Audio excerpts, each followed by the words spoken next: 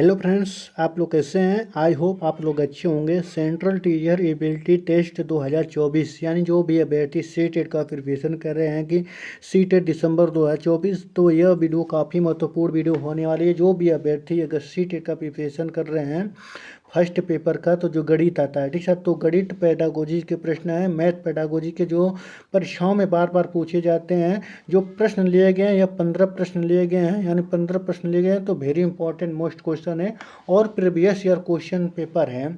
ठीक साथियों, चलिए दोस्तों वीडियो को स्टार्ट करते हैं। उससे पहले आपको बता दें साथियों कि अगर आप लोग चैनल पर विजिट कर रहे हैं तो चैनल को सब्सक्राइब करिएगा और वीडियो को लाइक करिएगा और ज़्यादा से ज़्यादा अपने दोस्त या फ्रेंड के साथ इसे शेयर करेगा। साथ ही बेल आइकन प्रेस करें ताकि वीडियो का नोटिफिकेशन आप तक पहले ही पहुँचती रहे। ठीक साथियों, आशा करते हैं कि आप लोग हमारे चैनल को सब्सक्राइब कर दिए होंगे। ठीक साथियों, चलिए दोस्तों वीडियो को स्टार्ट करते हैं। यानी देखिए, मैथ पेडागोजी है, मैथ यानी CTET previous year question paper है जो परीक्षाओं में बार बार पूछे जाते हैं और टारगेट 30 में 30। ठीक साथियों, जो यानी यह 15 नंबर के पेडागोजी है, जो प्रश्न 15 नंबर के कंटेंट होते हैं वह एक हफ्ते के बाद आपका करा दिया जाएगा। ठीक साथियों, तो जो पहला प्रश्न दिया गया है, प्रश्न नंबर 1 दिया गया है दोस्तों कि कक्षा में स्थानीय मान की संकल्पना को विकसित करने के लिए अध्यापक ने निम्नलिखित पहेली का उपयोग किया।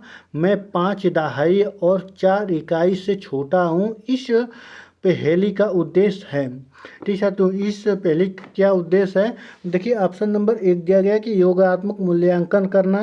ठीक साथियों, देखिए योगात्मक मूल्यांकन नहीं कर रहा है शिक्षक। ठीक साथियों, तो यह नहीं कर रहा है। कक्षा की एक सत्ता को भंग करना नहीं है। ठीक साथियों, तो क्या कर रहा है, वह समझाने की बताने की कोशिश कर रहे थे। ए बी ऑप्शन गलत है। स्थानीय मान पर बंद सिरे वाले प्रश्न पूछना, देखिए बंद सिरे वाले बच्चों को कभी नहीं पूछना है। देखिए, जो भी स्टूडेंट होते हैं, छोटे बच्चे होते हैं, उन लोगों को ऐसा प्रश्न पूछा जाए कि वह एक प्रश्न के कई प्रश्न लगभग देख सकता है। यानी एक प्रश्न से अगर पूछा जा रहा है कि देखो बच्चों, यानी मान के चलिए कि देखिए गुजरात में, ठीक है, तुम गुजरात आज की व्यवस्था क्या है, मान के चलिए दिल्ली। ठीक है, तो दिल्ली के बारे में बच्चा बता दिया कि दिल्ली के बारे में पूछ गया, दिल्ली के बारे में बताया कि देखिए दिल्ली का लाल किला है, जामा मस्जिद है, कुतुब मीनार है। ठीक है, तो राष्ट्रपति भवन है। तो कहीं ना कहीं बच्चा कहीं ना कहीं एक प्रश्न से ज़्यादा प्रश्न देगा तो वह मुक्त खुले वाले बंद होते हैं, यानी मुक्त सिरे वाले प्रश्न होते हैं, बंद वाले नहीं। ठीक है, तो ए बी ऑप्शन गलत, ए बी ऑप्शन गलत, ए बी ऑप्शन गलत। कौन सा सही है? तो ऑप्शन नंबर 4 सही है। आधार 10 यानी बेस 10 का और अस्थायी मान की संकल्पना को प्रबलित करना। ठीक है, तो ये ऑप्शन नंबर 4 सही है। चलिए अगले प्रश्न चलते हैं। अगला प्रश्न दिया गया है राष्ट्रीय पचर्या रूपरेखा से प्रश्न लिया गया है। ठीक साथियों, तो यह काफ़ी महत्वपूर्ण टॉपिक है। जो टॉपिक है ये 2 से 3 नंबर पूछ लिए जाते हैं, किसी भी सीटेट एग्जाम में जाते हैं। ठीक है, तो पेडागोजी में बहुत ज़्यादा प्रश्न पूछता है, या तो CDP हो, EVS हो, मैथ हो, हिंदी हो, संस्कृत हो। ठीक साथियों, इन 5 विषयों में से जरूर पूछ लिए जाते हैं। चलिए, प्रश्न दिया गया है कि राष्ट्रीय पठचर्या रूपरेखा 2005 के अनुसार निम्नलिखित में से कौन सा गणित शिक्षण का उद्देश्य प्राथमिक कक्षाओं के लिए न्यूनतम उपयुक्त नहीं है। ठीक है, तो न्यूनतम उपयुक्त नहीं है यानी सबसे अधिक है। ठीक है, तो गणित के प्रति रुचि विकसित करना, तो देखिए ये रुचि हो सकता है। ठीक है, तो इससे सबसे बेस्ट खोजना है। अनुमान लगाने के कौशल को प्रोत्साहित करना, जी बिल्कुल। बीजी कौशल को निपुणता, देखिए बीजी गणित निपुणता। दिक्क स्थान संबंधी समझ को पोषित करना, देखिए जो प्राइमरी के बच्चे होते हैं तो उनको लिए देखिए दिक्क आसान संबंधी समझ, देखिए पैटर्न पर आधारित आता है कि A है और C है, तो बच्चा जान गया कि यहाँ तो B रहेगा। ठीक साथियों, तो ये चीज़ रहेगा। और क्या, अनुमान लगाने के कौशल को पोषित करना, जी बिल्कुल। अगर बच्चा बता रहा है कि देखिए बच्चा को पूछ लिया जाए कि अगर 2 पेड़ प्लस 2 पेड़ कितने हो गए, अगर बच्चा बता रहा है कि 5 बता रहा है, 4 बता रहा है, तो वो कहीं ना कहीं वो सही मान लिया जाए कि नहीं, बच्चा वो अच्छे जगह से पहुंच रहा है, यानी उस पॉइंट को पकड़ रहा है। अनुमान भला भी प्रश्न हो सकते हैं, जैसे कोई पॉइंट में प्रश्न आ गया 2.5 आ गया, ठीक है, तो यानी 1.5 आ गया, 1.6 आ गया, ठीक है, तो कहीं ना कहीं उसके इर्द गिर्द आ गया बच्चा, तो कहीं ना कहीं वो सही होगा, ठीक है। तो गणित के प्रति रुचि विकसित करना, ये भी सही है। तो कौन सा है बीजी गणित को, यानी जो प्राइमरी के बच्चे को बीजी गणित यानी बीजी कौशल को निपुणता नहीं करना है, ठीक है, तो यही ऑप्शन सही है, तो ऑप्शन नंबर 2 सही है। चलिए अगले प्रश्न चलते हैं। कूट का प्रश्न लिया गया कि वैन हेले के, क्वेश्चन नंबर 3 है, वैन हेले के सिद्धांत के अनुसार ज्यामिति चिंतन के बारे में सही कथन का चयन कीजिए।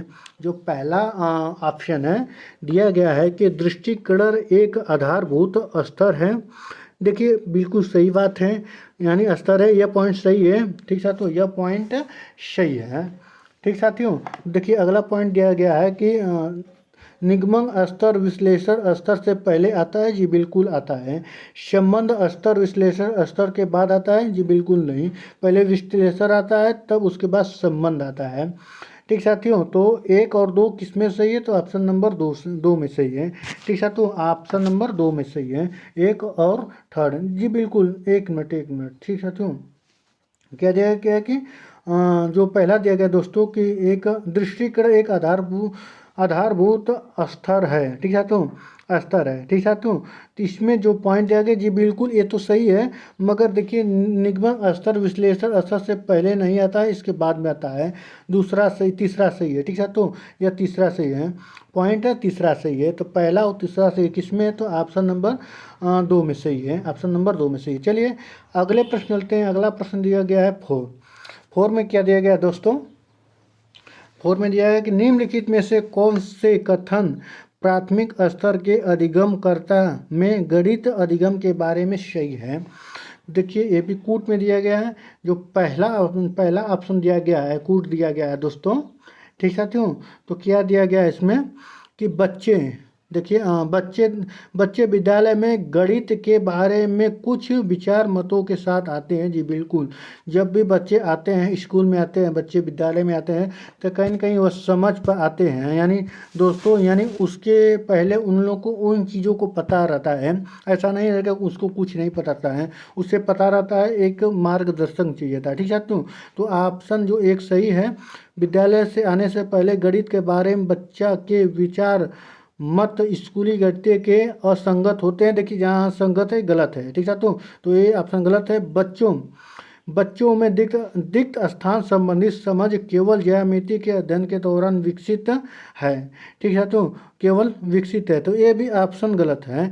देखिए केवल जहाँ आ जाए तो केवल उसको काट दीजिएगा, ठीक है, तो केवल पहले देखिए दूसरा गलत हो गया, तीसरा गलत गया, चौथा क्या है, प्राथमिक कक्षाओं के बच्चे अपने परिवेश में आकृतियों को पहचानने में सक्षम होते हैं, जी बिल्कुल होते हैं। तो 1 और चौथा किस में सही है, तो 1 में सही है, ठीक है, तो 1 और चौथा सही है। चलिए अगले प्रश्न चलते हैं। अगला प्रश्न है रेनू, ठीक है, तो रीनू 16 वर्ष के गणित पढ़ती है, यानी 16 बच्चों को गणित पढ़ाती है। उसका मानना है कि किसी परीक्षा के तुरंत बाद प्रतिपुष्टि दी जाए तो वह प्रभावित होता है। यह 10 अंकों की एक छोटी कक्षा यानी 10 अंकों की एक छोटी कक्षा परीक्षा का आयोजन करती है। प्रभावी तरीके से प्रतिपुष्टि फीडबैक देने का सबसे अच्छा तरीका होगा, तो यानी कौन सा होगा, तो ऑप्शन नंबर 1 दिया गया है दोस्तों, ठीक साथियों। ऑप्शन नंबर 1 दिया गया है कि वह पूरी कक्षा के लिए चर्चा का आयोजन कर सकती है कि वह किन तरीकों से अपने स्तरों पर पहुँचे और सही उत्तर पर पहुँचने की प्रभावी युक्ति कौन सी है, ठीक साथियों। एक तरह से यह तो सही हो सकता है, ठीक साथियों, एक तरह से यह सही हो सकता है, बट अभी तक सबसे बेस्ट कौन सही है, तो वह यादृच्छिक रूप से किसी भी एक कॉपी का चयन करें और बोर्ड की सहायता से उस कॉपी में उत्तर प्राप्त करने की विधि की चर्चा करें, ठीक साथियों। तो इसका ये सही नहीं है, ठीक साथियों, अच्छा ऑप्शन सही नहीं है। वह छात्रों को एक दूसरे के उत्तरों की जांच करने दें। देखिए जांच एक दूसरे को छात्र को जांच नहीं करना है, ठीक साथियों, देखिए और देखिए प्रश्न चौथा क्या दिया गया है। चौथा दिया गया है दोस्तों कि वह प्रत्येक सवाल के हल को बोर्ड पर समझाए और विद्यार्थियों द्वारा अपने उत्तरों की जांच कराएं। जी बिल्कुल सही है, ऑप्शन नंबर 4 सही है। चलिए अगले प्रश्न चलते हैं। अगला प्रश्न दिया गया है कि कक्षा दो का यानी सेकेंड क्लास का बच्चा है। एक विद्यार्थी 162 को 162 पढ़ता है, किंतु वह 1062 लिखता है। यह शिक्षक के लिए किस ओर संकेत करता है। देखिए ऑप्शन नंबर 1 है, बच्चा संख्या की अभिव्यक्ति की विस्तारित रूप से लघु रूप से भ्रमित है। जहाँ भ्रमित आ जाएगा, जी बिल्कुल भ्रमित है तभी तो लिख रहा है 162 को 1062, तो कहीं ना कहीं भ्रमित है। ठीक है साथियों, यह भ्रमित है तो भ्रमित है। शिक्षक को चाहिए कि वह स्थानीय मान के विषय में तभी बताए जब बच्चा संख्याओं को भली प्रकार से सीख जाए। जी अगर कैसे सीखेगा, स्थानीय मान पहले निकलेगा तभी तो सीखेगा, तो ऑप्शन पहले गलत है। बच्चा कक्षा में ध्यान से कोई नहीं सुनता, ये भी ऑप्शन गलत है। बच्चे को स्थानीय मान की समझ अच्छी तरह से ये नहीं है, तो देखिए नहीं है, तो ये कोई ज़रूरी नहीं कि है कि नहीं है। ठीक साथियों, स्थानीय है तभी तो बता रहा है, मगर बोल तो रहा है यानी 1,162 बोल रहा है, पढ़ता है पर लिखता है, तो लिखने में गड़बड़ी हो रही है। तो कहीं ना कहीं जो ये भ्रांतियाँ हैं लघु भ्रांति के रूप में है, तो ऑप्शन नंबर 1 सही है। चलिए अगले प्रश्न चलते हैं। अगला प्रश्न दिया है कि गणित शिक्षण के दौरान बच्चे में त्रुटि का विश्लेषण करने हेतु शिक्षक के लिए आवश्यक है। तो ऑप्शन नंबर 1 है। ठीक है, तो ऑप्शन नंबर 1 है कि बच्चा को गणित विषय के प्रति जागरूक करना है। ठीक साथियों, जागरूक करना ये तो हो सकता है, बच्चे को गणित विषय के प्रति जागरूक करना ये भी सही है। बच्चे को गणितीय चिन्हों का सही प्रयोग करने के लिए समझाना ये भी सही है दोस्तों। बच्चे के समस्या का विश्लेषण तथा संश्लेषण करने की योग्यता का विकास करना ये भी सही है। तो ऑप्शन नंबर 4 है उपयुक्त सभी, तो देखिए उपयुक्त सभी सही है। ठीक है, तो ऑप्शन नंबर 4 सही है। चलिए अगले प्रश्न चलते हैं। अगला प्रश्न है कि आठवां दोस्तों दिया गया है कि गणित विषय में छात्रों की रुचि पैदा करने के लिए प्रभावी तरीका होगा। तो कमज़ोर छात्रों हेतु अतिरिक्त कक्षाओं की व्यवस्था करना। ठीक साथियों, जो कमज़ोर छात्र हैं उनके लिए अतिरिक्त कक्षाओं की व्यवस्था करना।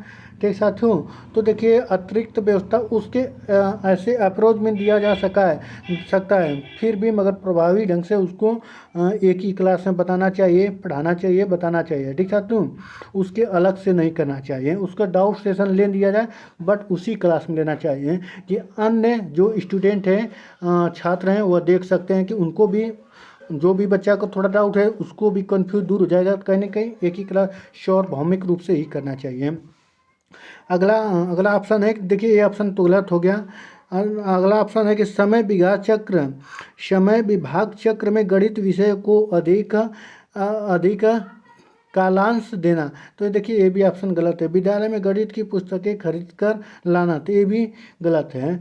खेल विधि से शिक्षण करवाना, सबसे बेस्ट तरीका क्या है खेल विधि से शिक्षण करवाना, या तो गणित हो। ठीक साथियों, गणित में सबसे बेस्ट क्या खेल विधि से शिक्षण करवाना। चलिए अगले प्रश्न चलते हैं। ऑप्शन नंबर 4 सही है। चलिए अगले प्रश्न चलते हैं। अगला प्रश्न दिया गया कि एक छात्र को दो संख्याओं 15 और 21 के घनों का अंतर ज्ञात करने को कहा गया। छात्र ने अंतर को इस प्रकार ज्ञात किया। ठीक साथियों, इस प्रकार ज्ञात किया, देखिए 15 है, फिर उसके बाद 21 है, इसमें बीच में गुणा रहेगा। ठीक साथियों, घनों का देखिए अंतर है, तो देखिए ये माइनस रहेगा। अंतर क्या कर रहा है, देखिए ये अंतर देखिए ठीक साथियों, तो घन करना है, सॉरी एक मिनट,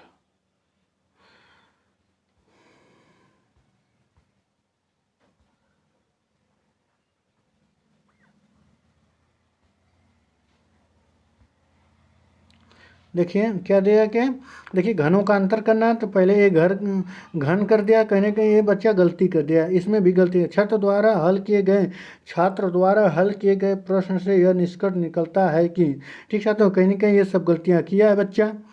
ठीक साथियों, अगर 15 का अगर 21 का वर्क कर रहा है, फिर 15 का वर्क करके उसको घटा रहा है, तो कहीं ना कहीं गड़बड़ियाँ कर रहा है। वह केवल घन कर सकता है, किंतु अन्य बातों का अनविज्ञित है। ठीक है तो उपयुक्त में से कोई नहीं।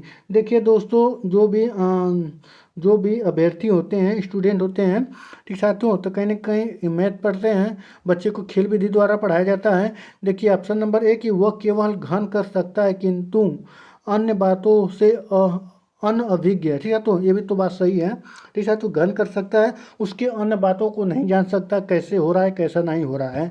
ठीक साथियों, तो ऑप्शन नंबर एक सही है। चलिए अगले प्रश्न चलते हैं। अगला प्रश्न दिया गया 10। ठीक साथियों, अगला देखिए ये भी दिया है, कूट भाषा में दिया गया है। ठीक साथियों, कूट भाषा में यह प्रश्न दिया गया है। तो इसमें एक मिनट। ठीक है, तो देखिए गणित कक्षा के दौरान शिक्षक ने निम्नलिखित समस्या बोर्ड पर लिखित और बच्चों से कहा कि वे इनका उत्तर लिखें। तो ठीक साथियों, उत्तर लिखें। तो देखिए दिखा गया कि 25 + 0 और 25 + 5 तो 30 होगा। ठीक साथियों, 30 होगा। 25 + 0 5, ये भी 30 होगा। देखिए यहाँ पर दिया गया दशमलव 2.5 + 0.25। ठीक साथियों, उसके बाद क्या दिया गया है कि 0.025 + 0.0005। तो इसको देखिए जोड़ना है। ठीक साथियों, इन प्रश्नों को सेट के माध्यम से यह चाहता है कि बच्चे यह अवकलन कर सके कि यदि भाजक, देखिए इसमें क्या दिया है कि यदि भाजक और भाज्य दोनों 10 की घात बढ़ाया जाए तो भागफल समान रहता है। तो यही इस कहने का मतलब यही है। ठीक साथियों, तो जो इसका ऑप्शन दिया गया है पहले का, तो ऑप्शन नंबर एक ही सही है। ठीक साथियों, ऑप्शन नंबर एक ही सही है। यदि भाजक और भाज्य दोनों 10 की घात से बढ़ाया जाता है, यानी बढ़ाए या घटाया जाए तो भागफल समान रहता है। तो ऑप्शन नंबर एक सही है। चलिए अगले प्रश्न चलते हैं। अगला प्रश्न दिया गया दोस्तों 11 में क्या दिया गया है दोस्तों। ठीक साथियों, 11 दिया गया है, एक मिनट, 10 का। ठीक है, तो 10 का एक का ऑप्शन सही है, 10 का। ठीक है, तो और 11 का। चलिए 11 पे चलते हैं। 11 पे दिया गया है दोस्तों, गणित मस्तिष्क को तीक्ष्ण एवं तीव्र बनाने में उसी प्रकार कार्य करता है जैसे किसी औजार को तीक्ष्ण करने के काम करने वाला पत्थर, यानी तीक्ष्ण करने में काम करने वाला आने वाला पत्थर। इसके अध्ययन से स्पष्ट है कि तर्क समस्त एवं क्रमबद्ध रूप से भली भांति सोच की शक्ति आती है। यह कथन किसका है? हर्ब्स का है कि प्लेटो का है, सबर्ट का है कि लॉक का है? तो किसका है? तो जो इसका राइट आंसर है 211 का ऑप्शन नंबर एक सही है। ठीक है, तो ऑप्शन नंबर एक से हब्स। ठीक है, तो हब्स। चलिए अगले प्रश्न चलते हैं। अगला प्रश्न दिया गया है कि गणित विषय में मूल्यांकन एक प्रक्रिया है जिसका आशय है। ऑप्शन नंबर एक है बच्चों में यह पता लगाना कि गणित में उनकी रुचि का समावेशन है। ठीक है, तो ये भी हो सकता है। ठीक है दोस्तों, ये भी हो सकता है। देखिए रुचि का पता लगाना, देखिए बच्चों में यह पता लगाना कि गणित की उनकी रुचि में समावेशन है कि नहीं है, देखिए इसका कोई मतलब नहीं है। देखिए अगर बच्चे को सभी देखिए बच्चे में सभी प्रकार की बुद्धि पाई जाती है, अगर जिसमें वह इंटरेस्ट ले रहा है तो वही बुद्धि सबसे अच्छा होगा। चलिए मूल्यांकन से अध्यापकों द्वारा बच्चों को शैक्षिक उपलब्धियां का पता लगाना, जी बिल्कुल पता लगता है। बच्चों की कमजोरी का पता लगाना, उससे कोई मतलब नहीं है, मूल्यांकन का उपयोग में से कोई नहीं है। तो जो इसका राइट आंसर है, यानी मूल्यांकन की जो प्रक्रिया है, एक प्रक्रिया है कि मूल्यांकन से अध्यापकों द्वारा बच्चों की शैक्षिक उपलब्धियां का पता लगाना होता है। चलिए अगले प्रश्न चलते हैं। अगला प्रश्न 13 है। ठीक है, तो 13 में क्या दिया गया है दोस्तों? 13 में कि यदि कक्षा का एक छात्र किसी प्रश्न को हल करते समय गणना संबंधित त्रुटि करता है, जैसे 12 + 3 तो 15 होना चाहिए, तो 16 लिखता है, तो इस प्रकार की त्रुटि का उपचार हेतु तो आवश्यक है। तो किस प्रकार इसका त्रुटि का यानी उपचार किया जा सकता है, समाधान किया जा सकता है? तो प्रश्नों को मौखिक रूप से हल करवाना। ठीक है, तो प्रश्नों को मौखिक रूप से हल करवाना। देखिए मौखिक रूप से नहीं, छोटा बड़ा बच्चा तो है नहीं कि मौखिक रूप से जान लेगा।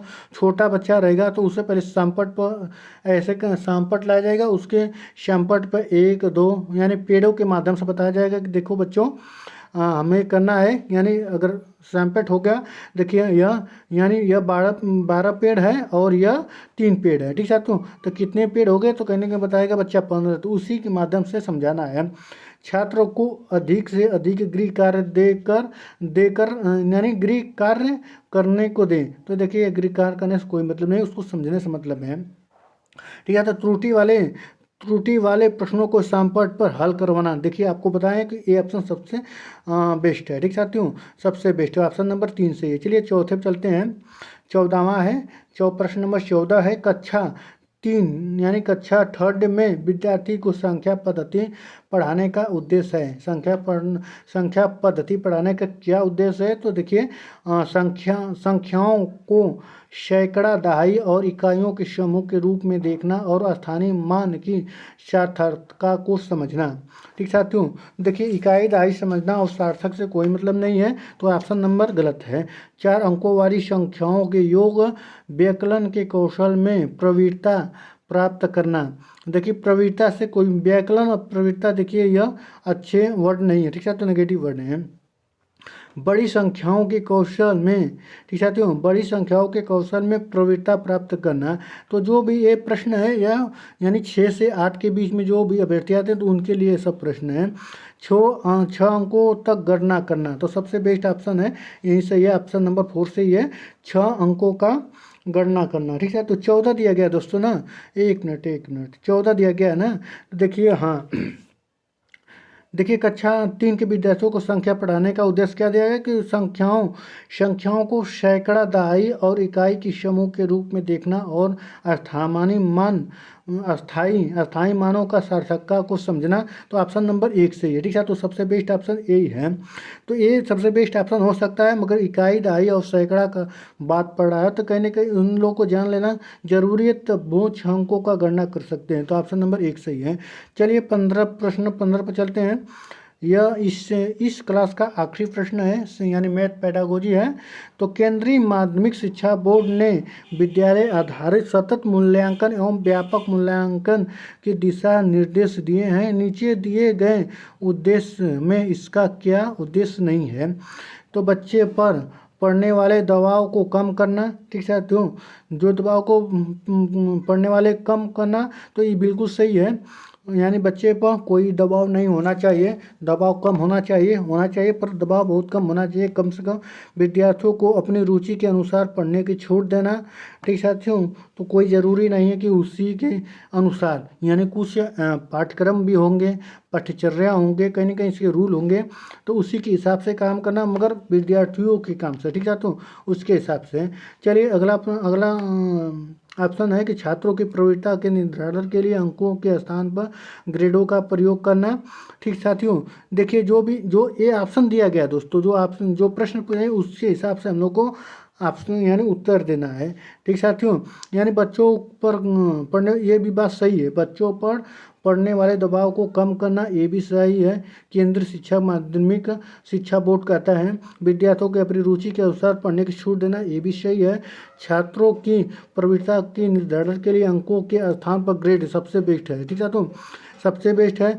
निदान एवं उपचार के साधन की व्यवस्था करना, देखिए जहाँ व्यवस्था करना है निदान और उपचार की, तो यह सही नहीं है, तो इसके लिए उद्देश्य एक नहीं है, तो ऑप्शन नंबर 4 सही है, ठीक है। तो आपके जो वेरी मोस्ट इम्पॉर्टेंट क्वेश्चन थे दोस्तों, मैथ पेडागोजी के प्रश्न थे जो समाप्त हो गए, जो परीक्षाओं बार बार पूछे जाते हैं दोस्तों।